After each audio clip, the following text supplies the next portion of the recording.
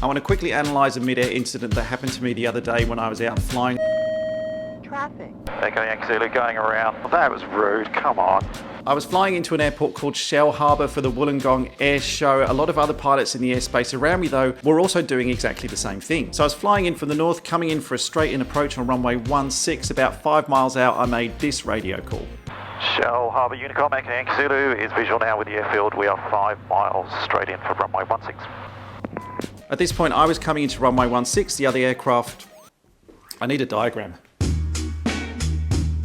Okay, I appreciate this is not the correct map, but okay, just assume that north is this direction and Wollongong Airport is along the coast. This is runway 16 and around here, hang on, and I was coming in from the north. I appreciate this is a 747, but for the purpose of the demonstration, this is me. So when I made my 5 mile call, the response I got from someone down on the ground, it's called Unicom, someone on the radio down here. This is what they told me about the other traffic in the area. Echo Yankee Zulu, Roger, Cavalier somewhere behind you from the north, estimating 19er, and another aircraft inbound from the west, estimate 22. The Cavalier who was flying in from the north, who will be represented by Paul Bonham when he was flying in the Red Bull Air Race, he estimated he'd be in at time 19, and the other aircraft was time 22. That's a whole 6 minutes after me. I knew that Romeo Uniform Hotel and Kilo Juliet November were both behind me, so there was really this one Cavalier who was estimating to be at the circuit 3 minutes after I was, that I really had to have any concerns about, just making sure he was clear.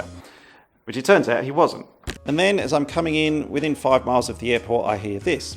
Shell Harbour traffic, Cavalier Sierra Lima Zulu is turning base and left base for runway 16, Shell Harbour. Turning base, I can only assume he's probably somewhere here on downwind at the moment, but it means he's turning basically 90 degrees to the runway, and he's preparing himself to what will be an approach to come in down here on base and then into final for the same runway that I'm heading in on.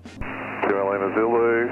Okay, traffic is Echo Yankee Zulu, a Cirrus inbound inside 5 miles to the north, inbound for runway 16. So here we are, both aircraft kind of converging on the same point. Me sitting in the cockpit looking out here trying to find him. I can't see him at this point. I've no idea if he can see me, so I have to say this on the radio. Echo Yankee Zulu, we do not have that traffic in sight. Cavalier, have you got us in sight on final? Negative, coming to look. How far are you? Oh yeah, got you. I'm on mid-base. Same height. He finally spots me. I've spotted him at this point. I can see that we're both converging on the same point. So clearly at this point, there's really only one option that I have left. Echo Yankee Zulu going around. No conflict with the Cavalier. Let's just talk about the rules then for a second. When you're coming in for a straight-in approach on a circuit, CASA says this. On a straight-in approach, the pilot must give way to any other aircraft established and flying in the circuit pattern at the aerodrome. But they have this additional note for pilots on the base leg. Pilots on the base leg and before entering the final leg should be vigilant that no traffic is on long final for landing. But just to place no doubt whatsoever on the rulings, CASA also have a second note which states, an aircraft established on the base or final leg for any runway has priority over an aircraft carrying out a straight-in approach. I think the important word here is established. Now, was that plane established on the base or final leg when I was actually making my radio calls telling them where I was?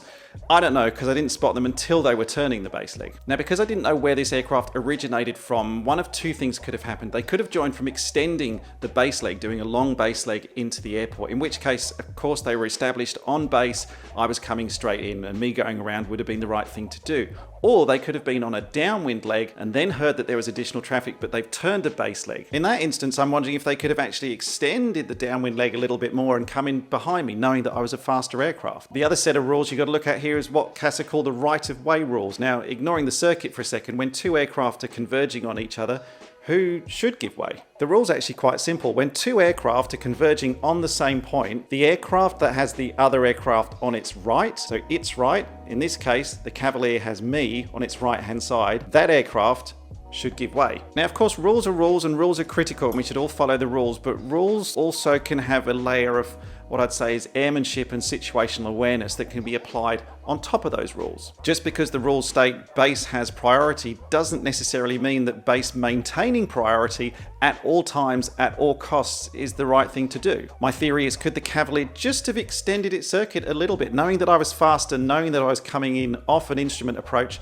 and slotted in behind me? I'm not trying to say who's at fault here. I don't want to attribute blame. I think blame's a terrible word, especially in aviation. But at the end of the day, I did a go around, flew a standard circuit, landed behind the Cavalier. Everyone had an excellent day at the air show. But what would you have done in that situation? First of all, tell me what you would have done if you were the pilot, but also say you're air traffic control. What if this was a controlled airport? Someone's coming in on base, someone's coming in on a straight-in approach. How would you have handled that situation?